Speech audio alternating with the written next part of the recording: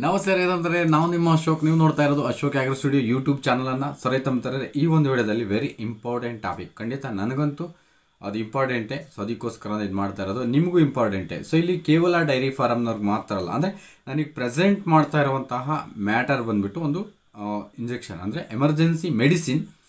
So ಈ emergency medicine not only for dairy farmers, ಇದು ಕೇವಲ ಡೈರಿಯನ್ನು ಮುನ್ನಡೆಸುವಂತಹ ಡೈರಿ ಮಿತ್ರರಿಗೋಸ್ಕರ ಅಲ್ಲ.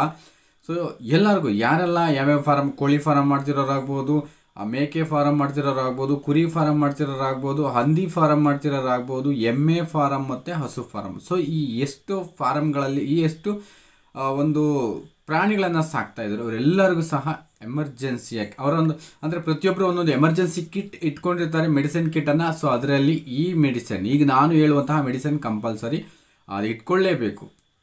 ಸೊ ಅಷ್ಟು ಎಮರ್ಜೆನ್ಸಿಯಾಗಿ ವರ್ಕ್ ಮಾಡುವಂತಹ ಮೆಡಿಸಿನ್ ಬಗ್ಗೆ ಈ ವಿಡಿಯೋದಲ್ಲಿ ಹೇಳ್ತೀನಿ. ಸೊ ಖಂಡಿತ ಯಾರು ಸ್ಕಿಪ್ ಮಾಡ್ದಲೇ ಕೊನೆ ತನಕ ವಿಡಿಯೋ ನೋಡಿ, ಸಂಪೂರ್ಣವಾಗಿ ನಿಮ್ಗೆ ಅರ್ಥ ಆಗುತ್ತೆ, ಯಾವುದೇ ಡೌಟ್ಸ್ ಬರೋದಿಲ್ಲ. ಸೊ ಯಾರಾದರೂ ಆಗ್ಬೋದು, ಕೋಳಿ ಸಾಕ್ತಾ ಇದ್ದೀರಾ, ಸೊ ನಿಮಗೂ ಯೂಸ್ ಆಗುತ್ತೆ. ಮೇಕೆ ಸಾಕ್ತಾ ಇದ್ದೀರಾ, ಖಂಡಿತ ಯೂಸ್ ಆಗುತ್ತೆ. ಕುರಿ ಸಾಕ್ತಾ ಇದ್ದೀರಾ, ಮಸ್ಟ್ ಆ್ಯಂಡ್ ಶುಡ್ ಯೂಸ್ ಆಗುತ್ತೆ.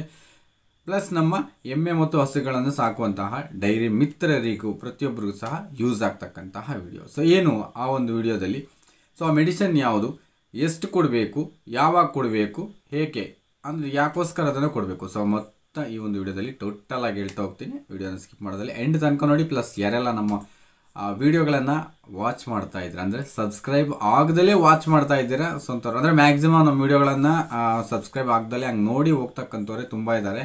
ಸೊ ಒಂದು 70% ಅನ್ಸಬ್ಸ್ಕ್ರೈಬರ್, ಅಂದರೆ ಸಬ್ಸ್ಕ್ರೈಬ್ ಆಗದಲ್ಲೇ ಇರತಕ್ಕಂಥವ್ರು ವಿಡಿಯೋಗಳನ್ನು ವಾಚ್ ಮಾಡ್ತಿದ್ದಾರೆ. ಒಂದು 30% ನಮ್ಮ ಸಬ್ಸ್ಕ್ರೈಬ್ ಆಗಿ ವಾಚ್ ಮಾಡ್ತಿದ್ದಾರೆ. ಸೊ ಅದಕ್ಕೋಸ್ಕರ ದಯವಿಟ್ಟು ಹೊಸ್ದಾಗಿ ಸಬ್ಸ್ಕ್ರೈಬ್ ಆಗದೇ ಇರೋರು, ಒಂದು ವೇಳೆ ಗೊತ್ತಿಲ್ಲದೆ ಜಸ್ಟ್ ಆಗಲೇ ನೋಡ್ತಿದ್ರೆ, ಖಂಡಿತ ನೀವು ನೋಡಿ ರೆಡ್ ಬಟನ್ ಇರುತ್ತೆ, ಅಲ್ಲಿ ಸ್ಕಿಪ್ ಮಾಡಿ ಅದನ್ನು ಒತ್ತುಬಿಟ್ಟು ರೆಡ್ ಬಟನ್ ಒತ್ತಿ ಪಕ್ಕದಲ್ಲಿರುವಂತಹ ಬೆಲ್ ಐಕಾನ್ ಕ್ಲಿಕ್ ಮಾಡಿದ್ರೆ ಖಂಡಿತ ನಿಮಗೆ ಆ ಸಬ್ಸ್ಕ್ರಿಪ್ಷನ್ ಬರುತ್ತೆ, ಪ್ಲಸ್ ನೋಟಿಫಿಕೇಷನ್ಸ್ ಆಗಿರುತ್ತೆ. ಓಕೆ, ನೆಕ್ಸ್ಟ್ ಹಾಗೇನೆ ವಿಡಿಯೋಗಳನ್ನು ಕಂಪಲ್ಸರಿ ಲೈಕ್ ಮಾಡಿ ಪ್ಲೀಸ್, ದಯವಿಟ್ಟು ವಿಡಿಯೋಗಳನ್ನು ಲೈಕ್ ಮಾಡಿ.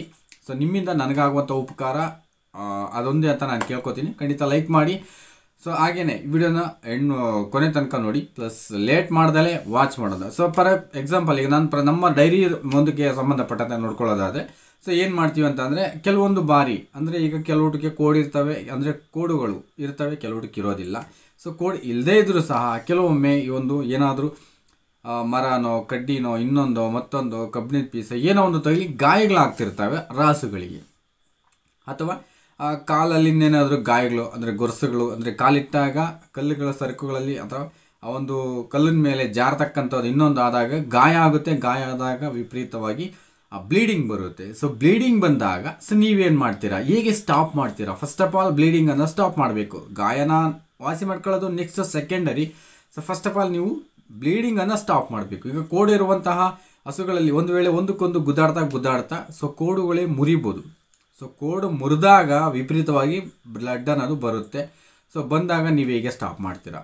ಈಗ ಆಡುಗಳು ಮತ್ತು ಕುರಿಗಳಲ್ಲೂ ಸಹ ಅಷ್ಟೇ, ಅವು ಒಂದಕ್ಕೊಂದು ಗುದ್ದಾಡ್ತಾನೋ ಮತ್ತು ಇನ್ನು ಒಂದಕ್ಕೊಂದು ಗುದ್ದಿ, ಅಂದರೆ ಹೊಟ್ಟೆ ಭಾಗಕ್ಕೋ ಇನ್ನೊಂದು ಭಾಗಕ್ಕೋ ಎಲ್ಲೋ ಬಿದ್ದು ಅಲ್ಲಿರುವಂತಹ ಮರ ತುಂಡು ಇನ್ನೊಂದು ಮತ್ತೊಂದು ತಗಲಿ ಗಾಯ ಆಗ್ತಕ್ಕಂಥದ್ದು. ಸೊ ಒಟ್ಟಾರೆ ಅಥವಾ ಬೇರೆ ರೀತಿಯಲ್ಲಿ ಗಾಯವಾದಾಗ ಈ ಕೋಳಿಗಳಲ್ಲಿ ಬಂದುಬಿಟ್ಟು, ಸೊ ಅದೇನಾದರೂ ಒಂದಕ್ಕೊಂದು, ಅಂದರೆ ಹುಂಜಗಳು, ಅಂದರೆ ಈ ಒಂದು ಬೆಲೆ ಬಾಳುವಂತಹ ಹುಂಜಗಳಿರ್ತವೆ, ನಾಟಿ ಫೈಟರ್ಸ್ ಹುಂಜಗಳು. ಸೊ ಒಂದಕ್ಕೊಂದು ಏನಾದರೂ ಯುದ್ಧಕ್ಕೆ ನಿಂತು ಸೊ ಕಾಲಿನ ಮುಖಾಂತರ ಹೊಡೆದಾಗ ಅದು ಕ್ವಿಕ್, ಅಂದರೆ ಅದು ಕಟ್ಟಾಗ್ತಕ್ಕಂಥದ್ದು ಚರ್ಮ ಅಥವಾ ಬ್ಲೀಡಿಂಗ್ ಜಾಸ್ತಿ ಆಗ್ತಕ್ಕಂಥದ್ದು ಆದಾಗ ಸೊ ಏನು ಮಾಡಬೇಕು ನಾವು ಅನ್ನೋದ್ರ ಬಗ್ಗೆ ಟೋಟಲಾಗಿ ಹೇಳ್ತೀನಿ. ಇಲ್ಲಿ ಮುಖ್ಯವಾಗಿ ನಾವು ಈ ಒಂದು ಬ್ಲೀಡಿಂಗ್ ಜಾಸ್ತಿ ಆದಾಗ ಅದನ್ನು ಮೇಯ್ನ್ ಹೆಪ್ಪುಗಟ್ಟಿಸೋದಕ್ಕೆ ಪ್ರಯತ್ನ ಪಡಬೇಕು, ಅಂದರೆ ರಕ್ತ ಹೆಪ್ಪುಗಟ್ಟುವಂತೆ ನಾವು ಮಾಡಬೇಕು, ಅಂದರೆ ಬ್ಲೀಡಿಂಗನ್ನು ಸ್ಟಾಪ್ ಮಾಡಬೇಕು ಅನ್ನೋದಷ್ಟೇ.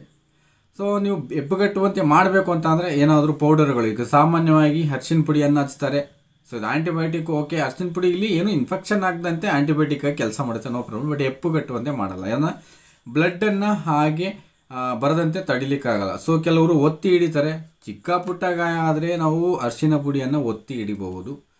ಇಲ್ಲಿ ಕೋಡು ಮುರಿದಾಗ ರಾಸುಗಳಿಗೆ ಅಥವಾ ಕಾಲುಗಳಿಗೆ ಗಾಯ ಆದಾಗ ಧಾರಾಕಾರವಾಗಿ ಬ್ಲಡ್ ಹರಿದು ಬರ್ತಾ ಇರುತ್ತೆ. ಸೊ ಬ್ಲಡ್ ಹರಿದು ಬಂದಾಗ ಏನಾಗುತ್ತೆ, ಸೊ ನಾವು ಅದನ್ನು ಕಂಪಲ್ಸರಿ ಸ್ಟಾಪ್ ಮಾಡಬೇಕಂದ್ರೆ ಒಂದು ಇಂಜೆಕ್ಷನ್ ಇದೆ, ಕಂಪಲ್ಸರಿ ಇಂಜೆಕ್ಷನ್ಸನ್ನು ಕೊಡಬೇಕು. ನಿಮ್ಮ ಸ್ಕ್ರೀನಲ್ಲಿ ಕೊಡ್ತಾ ಇದ್ದೀನಿ. ಸೊ ಇದು ಬಂದುಬಿಟ್ಟು ನಿಮಗೆ ಎಸ್ಟಾಮ್ಸಿಲೇಷನ್ ಕೊಟ್ಟಿದ್ದೇ ಆದರೆ ಬ್ಲಡ್ ಅನ್ನೋದು ಫ್ರಾಕ್ಷನ್ ಆಫ್ ಸೆಕೆಂಡ್ಸಲ್ಲಿ ಒಂದು 30-40 ಸೆಕೆಂಡ್ಸ್ ಒಳಗಡೆ ಹೆಪ್ಪುಗಟ್ಟುತ್ತೆ, ಅಲ್ಲಿ ಹೊರಗಡೆ ಬರ್ತಕ್ಕಂತಹ ಬ್ಲಡ್. ಸೊ ಹೆಪ್ಪುಗಟ್ಟಿದಾಗ ನಿಮಗೆ ನಿಲ್ಲುತ್ತೆ, ಬ್ಲಡ್ ವೇಸ್ಟ್ ಆಗೋದು ನಿಲ್ಲುತ್ತೆ. ಅದಾದ ನಂತರ ನೀವು ಗಾಯವನ್ನು ಅಂದರೆ ಅದನ್ನು ವಾಸಿ ಮಾಡ್ತಕ್ಕಂತಹ ಕೆಲಸವನ್ನು ನೆಕ್ಸ್ಟ್ ಮಾಡ್ಬೋದು. ಫಸ್ಟ್ ಮಾಡಬೇಕಾದದ್ದು ಬ್ಲಡನ್ನು ಸ್ಟಾಪ್ ಮಾಡಬೇಕು, ನಿಲ್ಲಿಸೋದು. ಸೊ ಅದಕ್ಕೆ ಮತ್ತೆ ನೀವೇನಾದರೂ ಆಯಿಂಟ್ಮೆಂಟು, ಬ್ಯಾಂಡೇಜು, ಮತ್ತೊಂದು ನೆಕ್ಸ್ಟ್ ಮಾಡ್ಕೋಬೋದು. ಫಸ್ಟ್ ಮಾಡಬೇಕಾದದ್ದು ಎಸ್ಟಾಮಿಲೇಟ್ ಇಂಜೆಕ್ಷನ್ಸ್ ಕೊಟ್ಟರೆ, ಅಂದರೆ ಎಸ್ಟಾಮಿಲೇಟ್ ಇಂಜೆಕ್ಷನ್ಸನ್ನು ಕಂಪಲ್ಸರಿ ನೀವು ಪ್ರತಿಯೊಬ್ಬರು ತಮ್ಮ ಎಮರ್ಜೆನ್ಸಿ ಮೆಡಿಸಿನ್ ಕಿಟ್ಗಳಲ್ಲಿ ಇಟ್ಕೋಬೇಕು ಇದನ್ನು.